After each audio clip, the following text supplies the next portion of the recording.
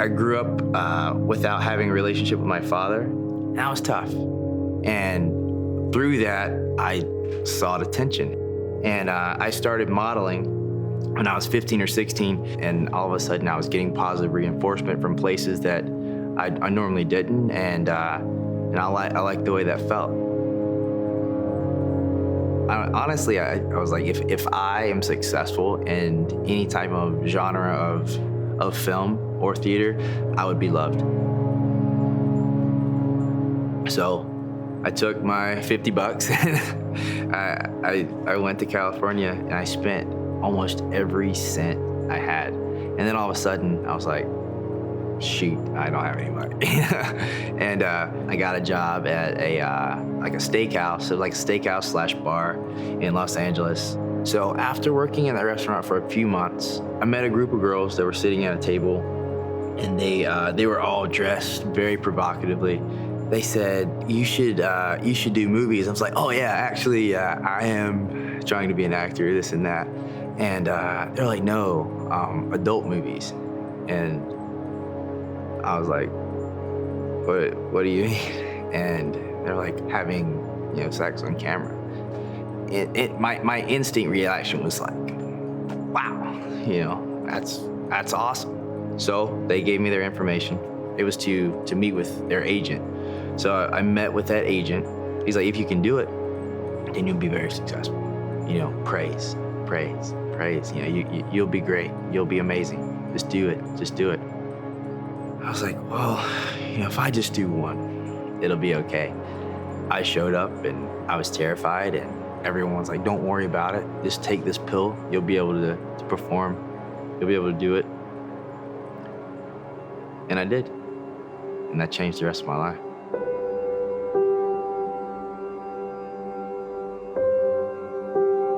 All I remembered about it was nothing that what I did, just the environment around me. I didn't have a conversation with the girl. I didn't know her name. We never even made eye contact. I felt dirty. I felt the camera guy directing me to do stuff while I was doing that. It didn't feel real. It didn't feel like it truly happened. And then some of my friends saw it. I was embarrassed, even though they were like, dude, that's so cool. And then I thought, if these people can see it, probably someone close to my family is gonna see it. And then, and just thinking about embarrassing my mom was tough. But after that, even feeling that, I justified it. I've already did one, so what's the difference if I do another one? And then all of a sudden, I've done a few, and I've made, $3,000 or $4,000 in less than a month. And then all of a sudden I was doing 20 a month, and my family did find out. And I still didn't stop. I became this person I didn't even know. And the more I was willing to care less about myself, the more I was willing to do. And next thing I knew, I'd done 1,000 movies. I'm crying myself to sleep every time I worked. I would literally shower, and I couldn't get clean enough because I couldn't wash off the hurt.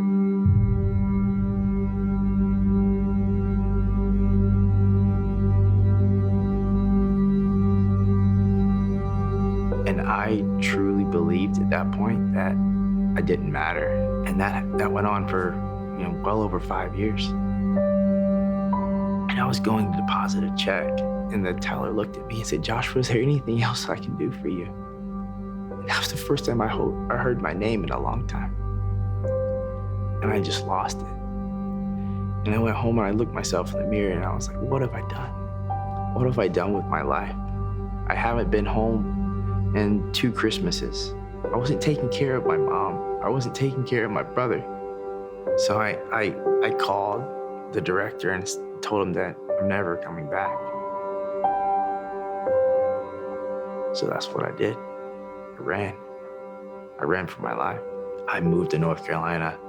Every night I would have dreams of the things I did. So even though I wasn't doing anything anymore, my sin was, just tucked away. It wasn't dealt with. The last thing I wanted to do was face what I did. And I'd ruined my relationship with my family. My mom, anytime I reached out to her, she's like, I love you no matter what. It hurt so bad for her to say no matter what, because I knew I embarrassed her. And then I met someone else. When I met Hope, I was like, even though she likes me, like she doesn't know what I've done. There's no way that she could accept me for who I am. She asked me if I believe in God, and I said yes. And after she asked me that, I felt like I had to tell her something. I did pornography for, over 5 years. And she looked me in the face and said, that's not who you are. God's forgave you for that. Why can't I? I was like, wow, that's what speaking Christian's like. I want some of that, So not long after that, together, we went to Hope. And when I walked in Hope, we were sitting there, and Mike's talking straight to me, and he's like, no matter how broken you are, it's never too late. And I believe that. My whole life changed. Here I am, so undeserving, that he stooped down, he picked me up, and he brushed me off, and I was clean. It was like it was never happened in his eyes. And I can't explain the burden that took away. After that sermon with Mike, I decided I need to do something. So it says I need to be baptized. If Jesus said to do something, it's probably a good idea. So I got baptized. And just, to be able to declare that Jesus was my Lord and Savior, it was great. So that relationship ended up with the Hope Media team. We snuck out to her elementary school that she teaches at, and the principal is this awesome guy, and he actually helped set me up an assembly, and there was a guest speaker coming. She was excited. But it was us. It was myself and the Hope Media team. And we walked in, and I'm like freaking out. I have the flowers, and she's like, what are you doing here? There's a guest speaker coming. I proposed. She said yes. We got married in July.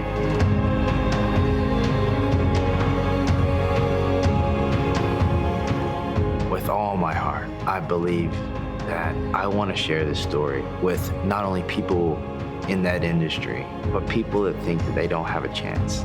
You're never too broken. There's nothing you've ever done that's too bad.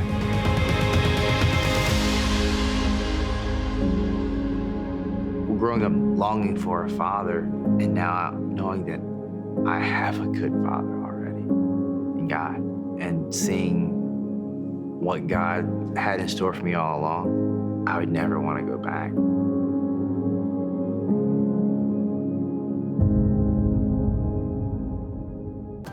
All right, Joshua joins us now in studio. Joshua, thanks for being here today. Absolutely, glad to be here. Really appreciate it. What a journey, man, that God has had you on. As you look back and reflect, how do you describe what God's done in your life? Miracle. God still does miracles today. I was dead, and I'm alive because of him. And it's just amazing to see how God has not only redeemed me, but he's repurposed, some of the things that I did that I thought were unredeemable. And he allows me to, do advocacy for legislation, preach in churches, travel the world, and, have great conversations with you so that people can know, regardless of what they've done or where they've been, there's a God that loves them and desires a relationship with them. Incredible, too, to think of where you were. I mean, at the lowest point, your story we showed earlier, but it was suicide. You actually had a plan. Yeah, I made a plan to take my life. So I did my last film. I was on a plane coming from Atlanta to LAX, and I, had planned to take enough pills to end my life. And I walked into a bank thinking that I'm going to get enough ammunition from this interaction. I had a check. On the memo of the check, it said what the check was for. I thought I would hand it to her, and she would, say something snarky or, turn up her nose or something. I needed something to kind of push me over the edge, and instead she looked me in the eye and said, Joshua, can I help you? There's something about hearing your name, isn't there? And then the beauty of my name means God is salvation. Yahweh is salvation, which is pretty beautiful as well. To be that desperate to actually have a plan Sure. to end it all, was that because of shame or 100%. just you couldn't ever think of a new life? Like, what brought you to that point? Yeah, I mean, that's the dangerous thing about a lie. If you believe a lie to be true, it's true to you. And what I believed to be true was that I'd ruined my life beyond repair, that I would never be a husband, a father, no one would ever take me seriously. So, you know, I thought that the money would fix my problems. I thought that the fame would fix my problems, but there was a wound in my heart that continued to grow that seemed unrepairable. Now, before we get to what you're doing now, Yeah. I mean, you obviously decided because of that encounter in the bank not to end your life. Right. But in the hours and days right after that, before you went to church and were radically changed, Yeah. were you still just barely clinging to hope at that point? Oh, yeah. So for me, so that interaction happens. I have a conversation with my mom. I leave Los Angeles, move to the Carolinas. What kind of conversation with your mom? Yeah, so when I heard my name in this bank, what's important to know is I had removed myself from any interaction with my mom, my friends. No one had said my real name for over a year because in that industry you go by a pseudonym. So I created this, you know, this fictitious, plausible reality based on lies, guilt, and shame. And when she spoke my name, it shattered that, and I felt the pain of, man, my mom doesn't even know if I'm okay. So I call her and she says the same thing that she's been saying since I've been out there. I love you. You're better than this. Come home. And I did. But there was 2 years between that moment and the moment that I met this girl that I told her how bad I was, and she told me that there was a good God that loved me. Man, you light up talking about her. I mean, your man, face, the smile just comes out. I love her. Yeah, and her name's Hope, you know, which is pretty cool. But yeah, she just looked me in the face and said, you know, there's an author that defines everything. He's the creator of all things, me and you don't get to determine who you are because we live in a world that believes the lie, that your behavior and your feelings define your identity. But she said, hey, that's not true. Did you dread telling her about your past? I did. But the unique thing was I had lied to so many people, and I was just used to, like, I would just lie until I got found out. And then there was something about her that I was like, I just can't hurt this person. So I'm going to do her and me the favor and spare her of the pain. Let's just end it now. Yeah, so I'm just like, hey, like, this is, you know, this is all of my, you know, all of my junk. This is how bad I am. And, you know, she was like, well, that doesn't define who you are. Can I ask something, because this wasn't in your story we said earlier, but do you think she received criticism from her friends for falling in love with you, staying with you, when they began to learn, you know, about your former life? Yeah, what was wild is, like, the way that she responded, her parents, and, you know, responded the same way, where it's like, well, okay, well, because I met her, and then a week later I gave my life to Christ. So her response was, if 2 Corinthians 5:17 is real, that guy was dead. I don't know that guy. So why would you give the enemy a stronghold like in your life? And we absolutely, you know, we're married now. So that girl, you know, we're married, been married for 7 years, have 3 boys, another boy on the way. But yeah, God is very, very kind. Special lady God had for you. Yeah. So we know that you were in a really dark place. Suicide, you thought was an answer at one point. Yeah. This Sunday is World Suicide Prevention Day. You're part of a very special effort right now. Yeah. Tell us about it. Yeah, so Jeff Hostetler, who won 2 Super Bowls with the Giants, he was a starting quarterback. I remember him well. Yeah, so incredible guy, loves the Lord. He thought, hey, what if we gathered a bunch of quarterbacks together and, you know, leveraged their influence and their impact, and we proclaimed a message of hope that, you know, every 40 seconds, everyone's ending their own life. So in this world, every 40 seconds, someone's dying of suicide. And at the same time, it's the most easy, one of the easiest preventable causes of death, in that if you just proclaim to someone like, hey, I see that you're struggling. Are you okay? Do you need help? You know, I see you, your life matters. I want you to stay here. And that's the message they're saying, that your life matters. There's a plan and there's a purpose for your life, and we want you to stay here. So 57 quarterbacks proclaiming this message of hope.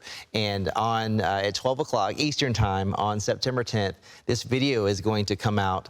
And right now, there's over 40,000 people signed up to share this video. And we're believing it's going to reach 250 million people. And what's unique is there's going to be the opportunity for people to get help with organizations like Crisis Text Lines or 988, and in addition to that, free counseling for people. But also, if you want to get involved, you can share this video, and there's language to help you navigate through this very difficult conversation. Okay, so this video will be unveiled. Yes. And a lot of people sharing it, so that's key. Yeah. And we'll promote that again at the end of the interview. Right. Why do you think suicide is considered an option for so many people? I mean, obviously there's nothing more significant than suicide. So why do people find themselves that hopeless? Yeah, I would say, you know, in a world of nearly 8 billion people, so many people feel unseen.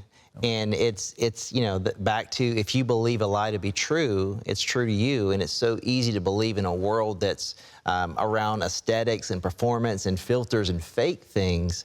It's so hard to be real. Yeah. And as you're pursuing someone else's dreams and chasing after what someone's posting on social media, thinking that equates to happiness, it's not going to work. There's one thing that satisfies the soul, and it's Jesus. And, you know, I think we're really in a world that's having an identity crisis, and I think that's largely why. So for those in our lives that we know are hurting, they might not be suicidal, but hurting in a significant way. Do you have any counsel for us on how to relate to them or talk to them? Yeah, absolutely. I mean, I would say, you know, asking someone like, hey, I know you haven't, you know, wanted to hang out, or you've seemed distant, but really like allow them to be seen and not give up. If someone, if you text someone and you don't hear from them, or someone's exhibiting behavior that's very unlike themselves, if they always show up somewhere and they're not showing up, if they're not engaging in their normal activities, if you see something, say something, is what I would say. To them. Yeah, to them. Not, don't think it, because often it's like, well, this is a really difficult thing to navigate through, and it is a serious matter. But at the same time, the fact that they feel like their lives don't matter and they feel unseen. I mean, you look at Acts 16, you know, the prison doors fly open, and the Roman guard grabs the sword and he's going to fall on it. And Paul simply says, don't harm yourself. I'm right here. And that's what we need to say. Hey, I'm right here. Good stuff. Acts 16, that's a new way of looking at it. Yeah. Appreciate it. Joshua, thanks for being with us. Absolutely. Exciting to see how God's working in your life. This is important. You can get more information about QB United by going to their website, qbunited.org. And of course, we want you to know if you're struggling and need help or support, you can call the Suicide Crisis Line, 988. They're available 24 hours a day. Hello, I'm Gordon Robertson. Thanks for watching the video. Be sure to like, subscribe, and hit the notification bell for more encouraging videos like this one.